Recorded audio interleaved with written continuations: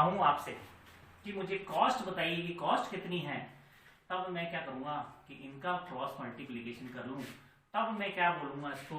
तो देखिए कि 125 के बराबर है 18,000 रुपये, तो 100 के बराबर कितना मूल्य होगा, इसको मैंने x मान लिया। अब मैं इसे वज्र गुणा करता हूँ तो मैं देखता हूँ x into 125 is equal to 18,000 into 100 और x is equal to 18,000 into 100 divided by 125। 25 पंजे 125, 25 चौक 100 और 5 से काटूंगा तो 3600 बार कटेगा और इसको मल्टीप्लाई करूंगा तो 4 6 24 और 4 तिया 12 और 2 14। तो इस तरह से 14,400 रुपए की इसकी कॉस्ट प्राइस है। अब जो कॉस्ट प्राइस 14,400 रुपए है और प्रॉफिट मुझे पता है, तो इन दोनों का टोटल सेलिंग प्राइस जो है 18,000 होनी चाहिए। तो अब हम इनका टोटल करके देखते हैं।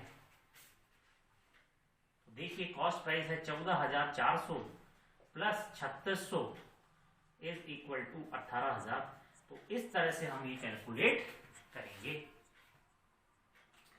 तो ये बात आपको समझ में आई होगी कि किस तरह से एक अगर हमें सेलिंग प्राइस दी है और उसमें परसेंटेज की बात करिए तो हम किस तरह से ज्ञात करेंगे। अब इसको दूसरे तरीके से और देखते हैं। यदि क्वेश्चन में हमें लाइन दे दी कि सेलिंग प्राइस का 20%, सेलिंग प्राइस का 20% जोड़कर भेजा जाता है, लागत का 20, ये लागत का 25% था और यहां पर लिख दिया सेलिंग प्राइस का 20%।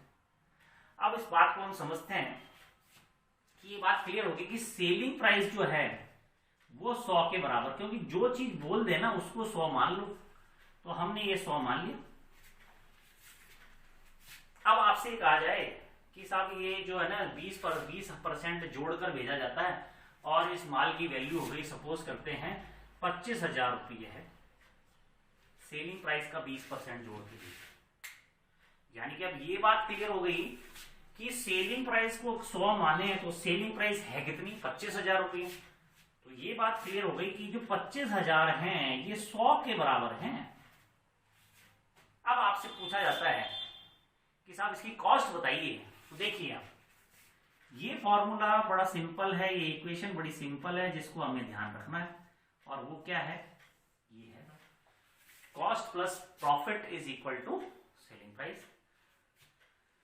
अगर मुझे सेलिंग प्राइस पता है कि ये 100 है और ये कितना परसेंट है, 20% है, तो ठीक है सर, ये 20% हो गया, 100 का 20% इज इक्वल टू 20। तो कॉस्ट कितने परसेंट हुई, कॉस्ट हुई 80%, तो ये 80%। जैसे कि यहां पर था कि ये कॉस्ट थी, ये प्रॉफिट था और ये सेलिंग प्राइस थी। यदि सेलिंग प्राइस 25 हो तो प्रॉफिट 25 है, तो कॉस्ट कितनी हुई, 100 रुपए। अब यहां पर हमारे को कॉस्ट 100 मानी थी हमने, तब यहां आगे बढ़े थे तब हमने सेलिंग प्राइस निकाली, लेकिन यहां पर हमारे पास सेलिंग प्राइस हमें पता है तो उसको 100 मान लिया। तो इसमें से 20 रुपए गए हैं तो 80 रुपए की क्या हुई, कॉस्ट हुई। अब आपसे कुछ भी पूछ लिया जाए तो आप बता सकते हैं कि यदि 25,000 100 के बराबर हैं तो साहब 20% निकाल के बता दो। एक तो 20% और जो कॉस्ट है उसको 80% माना है, तो साहब कॉस्ट बता दो। तो हम इनमें से कुछ भी निकाल सकते हैं दोनों में से। तो यानी कि मैं यदि इसको x मान लूं या इसको x मान लूं, तो इसमें से यदि प्रॉफिट निकालना है तो ये कैलकुलेशन करनी पड़ेगी, और ये कैलकुलेशन करेंगे तो क्या होगी कैलकुलेशन। तो देखिए आप x into 100 is equal to 25,000 into 20।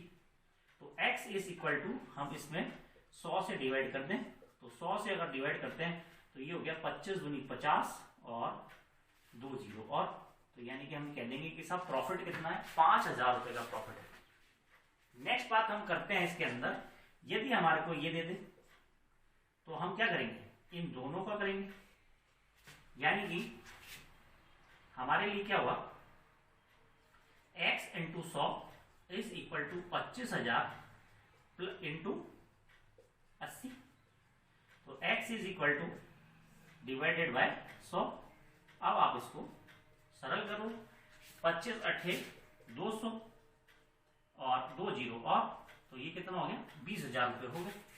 तो ये बात क्लियर हो गई हमारे लिए कि साहब इसमें जो है कॉस्ट है 20,000 की, 5,000 प्रॉफिट जुड़कर के 25,000 रुपए क्या बना है, सेलिंग प्राइस बना। और यहाँ पर जो सेलिंग प्राइस है, सॉरी यहाँ पर जो सेलिंग प्राइस है वो कितना है, 18,000 रुपए है। तो इस तरह से हमने कैलकुलेशन करी तो 14,400 कॉस्ट आई और 3600 रुपए का प्रॉफिट आया।